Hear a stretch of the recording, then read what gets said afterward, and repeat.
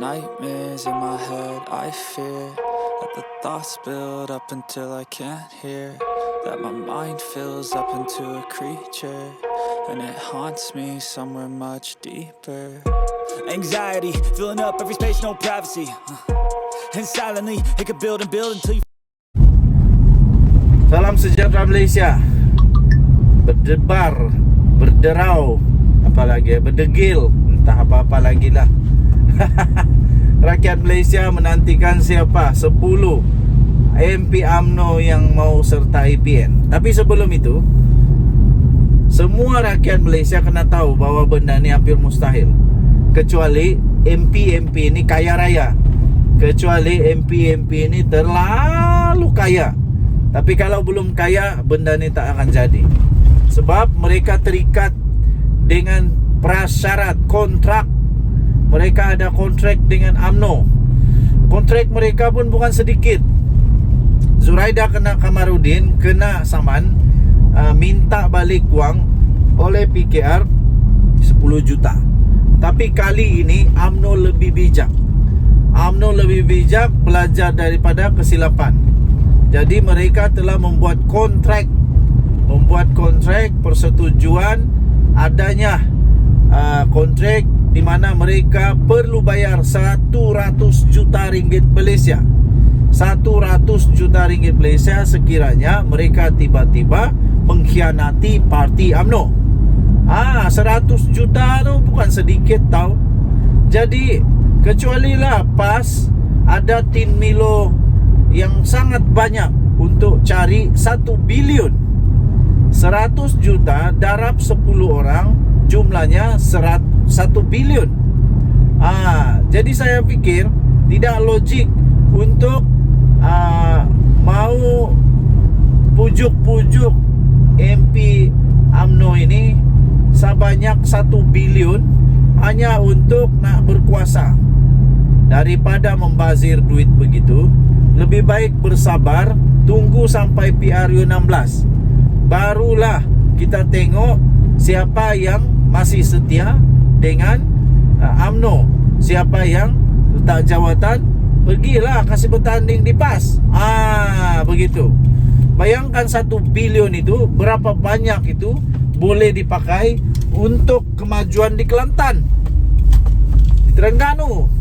Daripada pujuk ahli UMNO, MP UMNO masuk Perikatan Nasional, bagus ambil 1 bilion itu, kasih baiklah itu pipe, itu air di Kelantan. Ini susah-susah cari-cari derma 1 bilion pakai tin Milo lagi kah? Takkanlah paksa pula ahli-ahli PAS, ahli-ahli Bersatu, ahli-ahli Perikatan Nasional untuk kumpul-kumpul wang di dalam tin Milo untuk dapatkan 1 bilion. Tolonglah, janganlah pakai pendek akal. Ini menyusahkan rakyat, menyusahkan orang awam, menyusahkan orang yang tak mau terlibat pun dengan perkara ini. Yang peliknya, kenapa PAS mau betul? Kenapa si Hadi Awang, Tok Guru Hadi Awang ini mau betul lah berkuasa semula. Dulu waktu berkuasa di Putrajaya, waktu berkuasa sebagai kerajaan, kenapa tidak laksanakan semua yang mau dilaksanakan? Tiba-tiba mendiam 1000 bahasa. RUU yang mau diperjuangkan, macam-macam lah nak diperjuangkan. Tapi bila sudah jadi kerajaan, entah mana perjuangannya sudah lupa, terus dilupakan, tiada lagi perjuangan. Tapi bila sudah jadi pembangkang, tiba-tiba semua perjuangan timbul balik.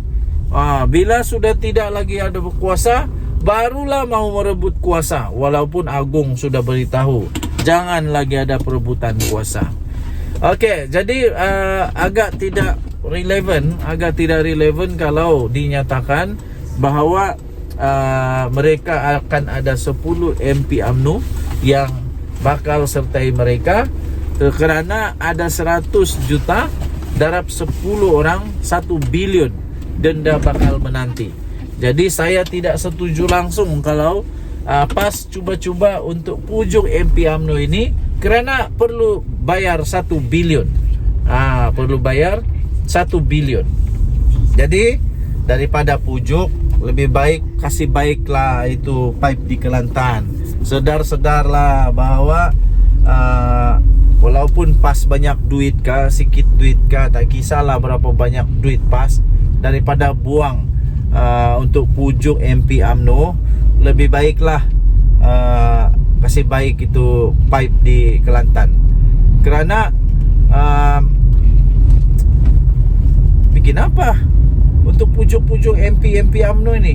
Kalau mereka boleh dipujuk sekarang, nanti lain kali boleh lagi dipujuk balik mungkin. Mungkin boleh dipujuk balik. Sebab mereka sudah pernah lakukan, boleh lagi lakukan. Tiada masalah itu nanti.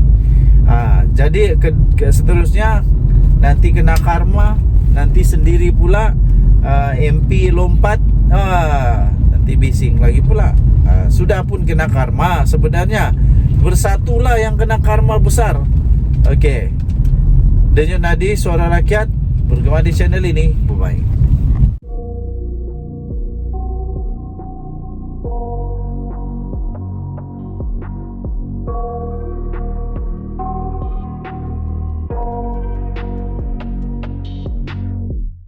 I got nightmares in my head, I fear that the thoughts build up until I can't hear, that my mind fills up into a creature, and it haunts me somewhere much deeper. Anxiety, filling up every space, no privacy. And silently, it could build and build until you... Salam sejahtera Malaysia. Salam sejahtera Malaysia. Selamat petang tuan-tuan dan puan yang dihormati sekalian.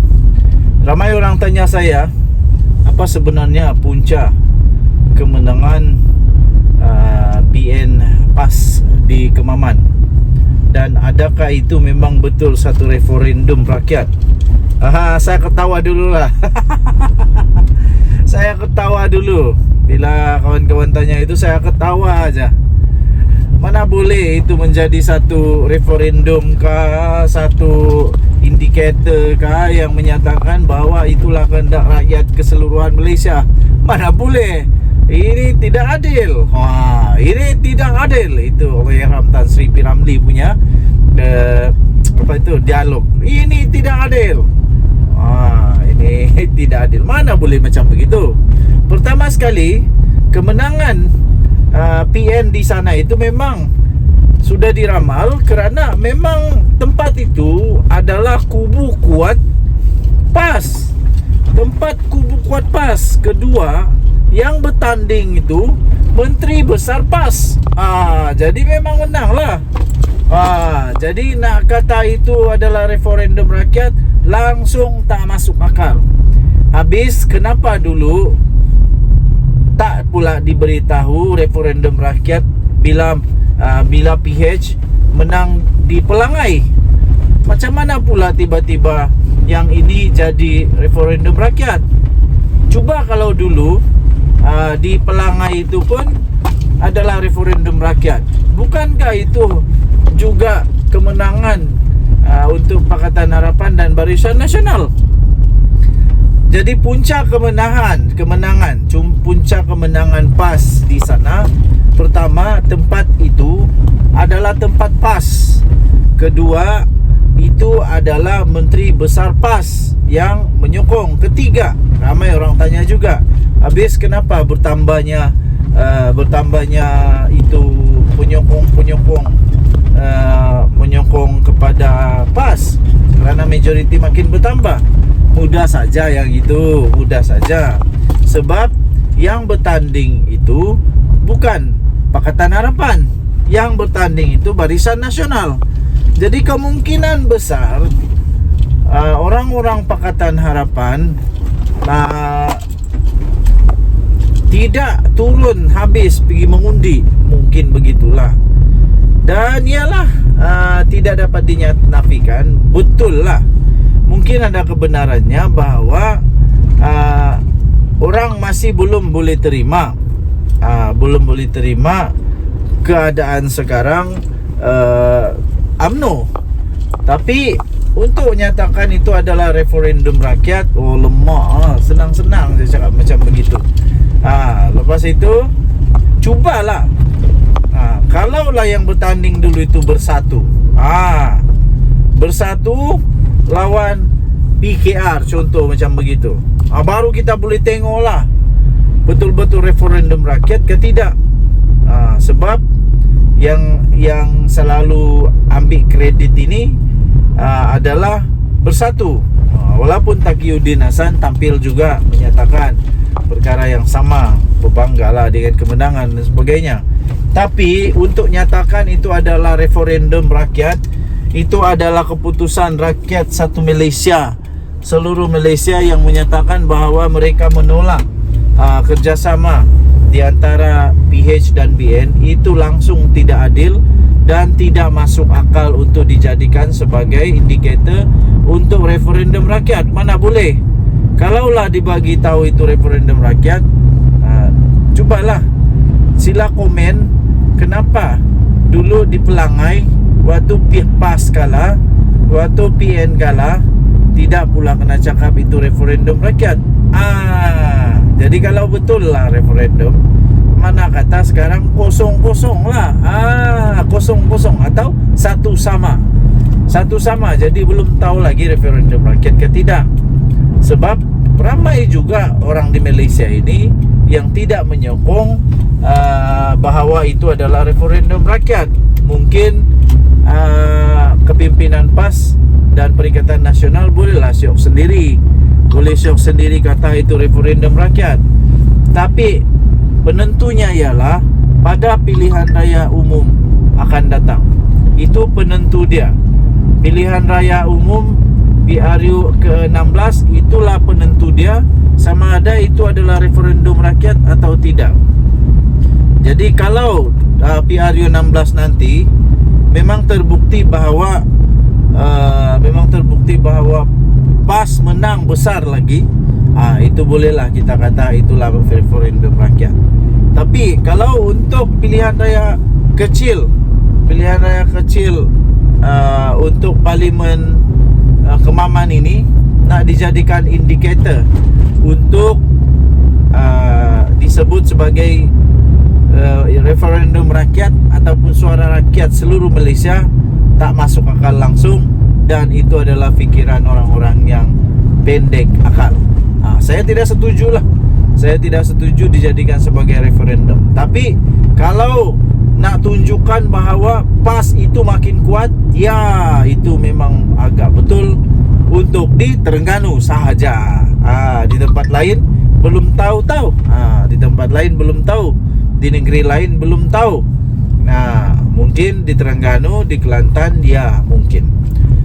Jadi apa-apapun, kita jangan buat keputusan awal. Kita tunggu referendum rakyat pada PRU 16, baru ngam referendum yang rakyat PRU 16, barulah kita boleh sebut sebagai referendum rakyat. Saya fikir bukan mudah juga untuk PAS menang besar. Begitu juga dengan Pakatan Harapan lah, pun bukan mudah juga untuk menang besar. Denyut nadi suara rakyat bergema di channel ini. Jangan lupa untuk tekan butang subscribe, like dan share. Malaysia kita punya, cintai Malaysia aku, kita jaga kita. Bye-bye.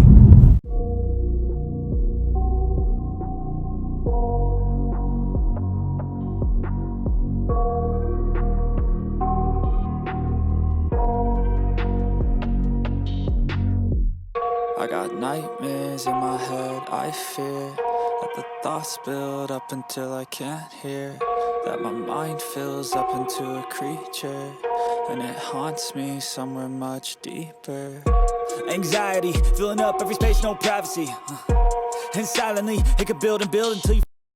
Salam sejahtera Malaysia. Denyut nadi suara rakyat bergema di channel ini. Okey, ramai orang menjangkakan bahawa Hadi Awang bakal akan mengumumkan perkara yang penting dalam masa terdekat. Tetapi yang menjadi persoalan, apakah pengumuman yang bakal dia akan umumkan pada masa yang terdekat? Kita tahu Samsuri sekarang ini sudah diwar-warkan, sudah menjadi viral bahawa beliau adalah masa depan baru untuk PAS. dan beliau juga dikatakan adalah Perdana Menteri untuk PAS. Sekiranya PAS berjaya mengambil alih kepimpinan di Putrajaya. Jadi senang cerita ialah kita dapat buat kesimpulan pendek rasanya mungkin perkara ini terjadi, yaitu Hadi Awang mungkin bakal akan mengumumkan bahawa dia akan bersara dari politik dan menyerahkan kepimpinan beliau sebagai Presiden PAS, bos PAS yang sudah lama menjadi bos PAS, kepada Samsuri, Menteri Besar Terengganu ini. Tidak mustahil ini berlaku, kerana agak pelik juga kalau terjadi seperti UMNO, di mana Ismail Sabri Yaakob menjadi Perdana Menteri tapi presidennya Zahid Hamidi. Sebab itu akan menjadikan banyak konflik dalaman, terutama mungkin berulang lagi desakan-desakan untuk membubarkan parlimen dan sebagainya, yang seperti terjadi dulu itu. Orang selalu cakap bahawa itulah penyebab dibubar kerana ada desakan-desakan daripada bos-bos UMNO, walaupun tidak ada bukti yang terlalu kukuh itu disebabkan daripada desakan-desakan itu. Okey, jadi berbalik semula kepada Hadi Awang dan juga Samsuri. Saya cukup setuju sebenarnya kalau Hadi Awang step down, bersara dari politik dan menyerahkan kepimpinan PAS kepada Samsuri yang lebih muda. Fikirannya saya fikir jauh lebih tenang dan pemikirannya lebih terbuka, lebih luas dan lebih mudah untuk dibawa berbincang oleh kerajaan, oleh pembangkang atau oleh siapa saja. Lebih mudah untuk dibawa berbincang. Lagi pula sekarang ini Ahmad Samsuri belum ada lagi sebarang keadaan ataupun sebarang masalah yang berkaitan dengan terlalu ketahuan atau terlalu ketara ekstrimnya politik. Jadi saya fikir Hadi Awang baguslah kalau dia betul-betul mengumumkan nanti bahawa dia nak bersara dan dia serahkan kepimpinan kepada Samsuri. Ini akan membuatkan politik negara akan reshape. Saya fikir akan ada banyak perubahan ketara dari segi kepimpinan, dari segi cara pandang pembangkang, cara berbincang pembangkang. Malah kalau betul PAS Samsuri jadi Perdana Menteri, saya fikir akan jauh lebih berbeza daripada cara pentadbiran Hadi Awang. Jadi tidaklah sesuai kalau Hadi Awang masih bos PAS tetapi Perdana Menterinya pula bukan bos. Sebab itu akan banyak konflik dalaman terjadi. Jadi kalau memang betul seperti yang diwar-warkan, seperti yang diteka-teka, seperti yang dijangka oleh ramai pemerhati politik, iaitu Hadi Awang patutlah untuk melepaskan jawatannya dan membiarkan ada tampuk kepimpinan baru, terutamanya kalau mereka memang mahu supaya Samsuri jadi Perdana Menteri. Saya fikir supaya tidak ada konflik dalaman, tidak ada kelainan pendapat, tidak ada perselisihan pendapat, lebih baik Hadi Awang letak jawatan. Begitu juga dengan yang lain-lain tu. Yang lain-lain kepimpinan lebih baik tukarlah dengan yang sesuai, yang ngam, yang ada chemistry dengan Menteri Besar Terengganu ini yang baru menang. Okey.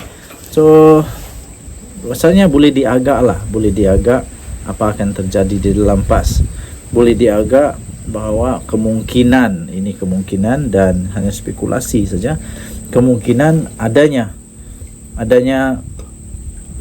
perubahan kepimpinan, dan kita menyambut baik sekiranya memang ada perubahan dalam kepimpinan.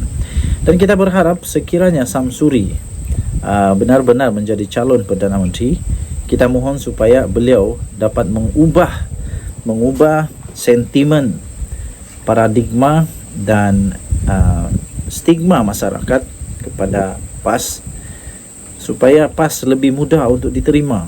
Lebih mudah untuk diterima, tidak di label sebagai parti ekstrim dan macam-macam lagi lah label-label yang diberikan kepada mereka yang dilihat oleh ramai pihak lah. Jadi harap-harap kalau memang betul Hadi Awang akan meletak jawatan, Samsuri dapat membuat satu pembaharuan, reshape semula PAS, reshape semula Perikatan Nasional.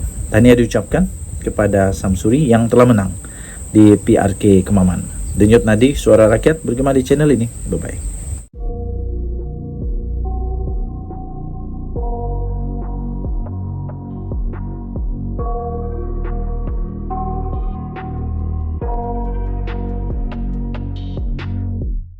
I got nightmares in my head, I fear that the thoughts build up until I can't hear, that my mind fills up into a creature, and it haunts me somewhere much deeper.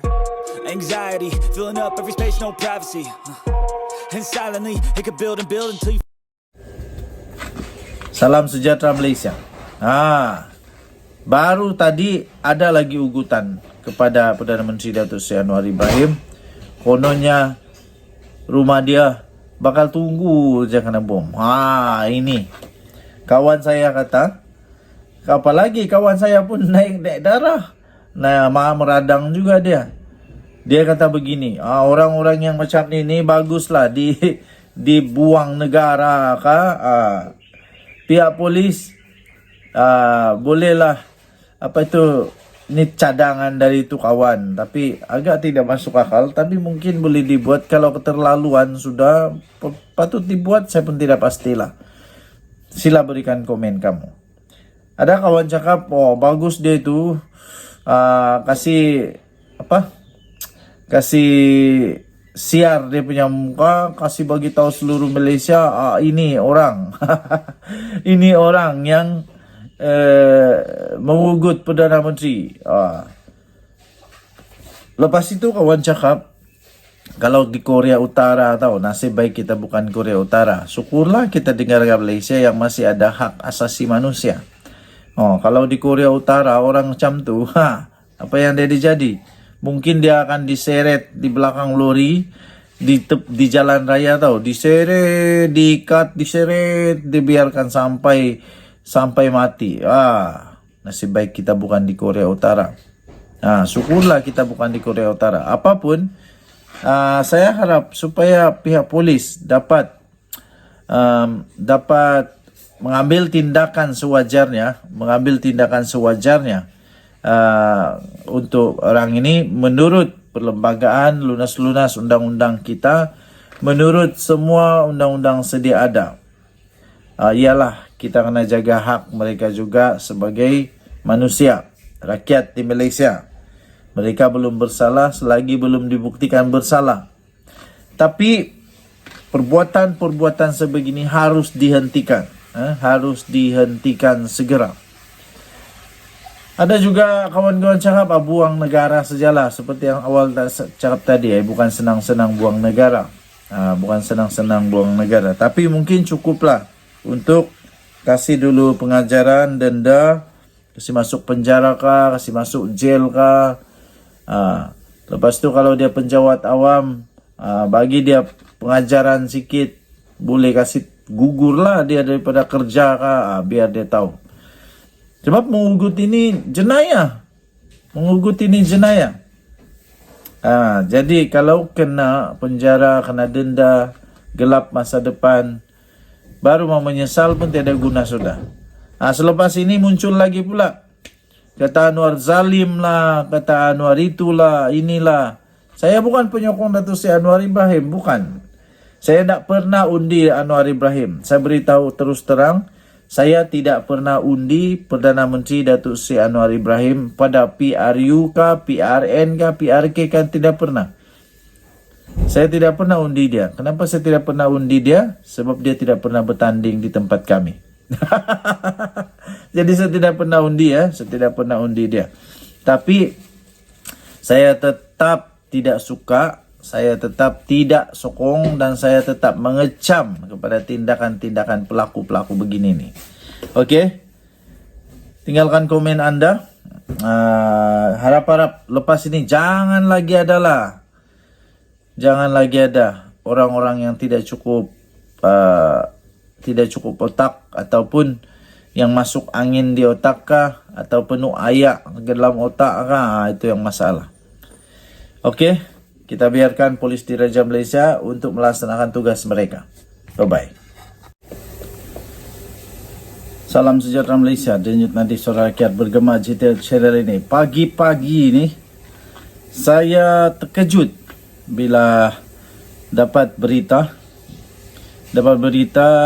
daripada Harapan Daily menyatakan ada seorang lelaki yang saya fikir otak dia masuk angin ataupun masuk air ataupun dia ini memang tak ada otak atau apa istilah dia, otak udang kah, atau otak di lutut kah, saya pun tidak tahulah. Tapi menurut tangkap layar yang diterima yang baru saya nampak di Harapan Daily ini, ada seorang lelaki ni, dia telah mengeluarkan kata-kata ugutan kepada Perdana Menteri Datuk Seri Anwar Ibrahim. Dia kata semua rakyat Malaysia dah benci dengan Anwar, nak tunggu kena bom lah dia punya rumah. Aduh, otak letak di mana ni? Letak di lutut kah atau letak di mana? Pertama sekali, ayat dia pun sudah salah. Bukan semua rakyat di Malaysia benci dengan Anwar Ibrahim. Bukan semua rakyat di Malaysia benci dengan Hadi Awang. Bukan semua rakyat di Malaysia benci dengan Muhyiddin. Bukan semua rakyat di Malaysia benci Mahathir. Bukan semua rakyat Malaysia benci Zahid Hamidi. Bukan semua. Ada juga rakyat Malaysia yang masih lagi menghargai mereka. Dan kerana bukan semua, bukan majoriti ya, bukan majoriti. Buktinya Datuk Seri Anwar Ibrahim dia dapat majoriti jadi Perdana Menteri. Alamak, itu pun tidak dapat fikirkah? Otak simpan di mana saya pun tidak tahulah. Seterusnya, paci-paci, maci-maci, nenek-nenek, atuk-atuk, datuk-datuk di rumah, di kampung, dimanapun anda berada, sebelum buat apa-apa fikir dulu. Sekarang lelaki ni pasti sudah dalam masalah besar. Tak lama lagi, saya boleh confirm tak lama lagi kalau ada laporan polis dibuat, tak lama lagi dia akan kena angkut lah. Sudah kena angkut lepas ini, baru tahu dunia ini besar ke kecil. Okey, walaupun begitu, lelaki itu berkata dia punya akaun kena godam. Akaun dia kena godam. Tapi nanti polis tahulah sesat. Akaun kena godam atau otak yang kena godam. Yang saya tidak faham, kenapa orang benci sangat? Kenapa orang benci sangat dengan Perdana Menteri Datuk Seri Anwar Ibrahim? Lepas itu dalam kata-kata itu juga, dalam tulisan itu juga, bukan sahaja ada ugutan tentang bom rumah, tapi juga ada fitnah yang teruk di sana. Jadi ada dua kesalahan yang dibuat di situlah. Satu ugutan bom, kedua fitnah. Fitnah itu dia tulis di sana, dia kata seolah-olah Datuk Seri Anwar Ibrahim ini seolah-olah seorang penyokong kepada LGBT. Aduh. Dari mana kamu tahu benda ni? Dari mana kamu tahu benda ni? Siapa yang ajar kamu buat fitnah ni? Setahu saya fitnah itu salah, berdosa dan tak baik. Bukan saja boleh dihukum di penjara, tapi juga akan kena hukum di akhirat nanti kerana memfitnah. Kawan saya kata memfitnah itu dosa dia, hukum dia, dia punya akibat dia itu jauh lebih teruk daripada membunuh. Jadi janganlah teruk betul Kamu sudah rosakkan diri kamu sendiri. Okey, jadi kepada pihak polis, sila ambil tindakan segera. Jangan lagi cuba untuk beri muka kepada orang-orang yang begini. Kepada pihak polis, jangan lagi beri belas kasihan yang terlalu-lalu lah. Ini sudah melebih-lebih ni. Orang kata lemak. Ni dah lemak ni. Ini sudah melebih-lebih. Kerana tidak ada, mungkin kerana belum ada tindakan yang sangat tegas diambil kepada mereka. Jadi ini menyebabkan ramai orang lagi muncul sana sini yang berani untuk mengugut Perdana Menteri kita. Yang diugut ini Perdana Menteri, bukannya budak sekolah kah, bukannya pacik tepi jalan kah. Even budak sekolah kah, pacik tepi jalan kah, kalau diugut, orang pengugut itu patut juga ditangkap. Ini kan pula Perdana Menteri. Ini kan pula Perdana Menteri. Macam mana Perdana Menteri boleh diugut dengan mudah? Jadi kita harap pihak polis cepat-cepat siasat perkara ini, tangkap cepat-cepat orang yang mengugut ini. Okey, so tahniah diucapkan kepada pihak polis in advance kerana pasti akan menjalankan tugas dengan baik. Selamat berhujung minggu kepada semua rakyat Malaysia. Denyut nadi suara rakyat bergema di channel ini. Bye-bye.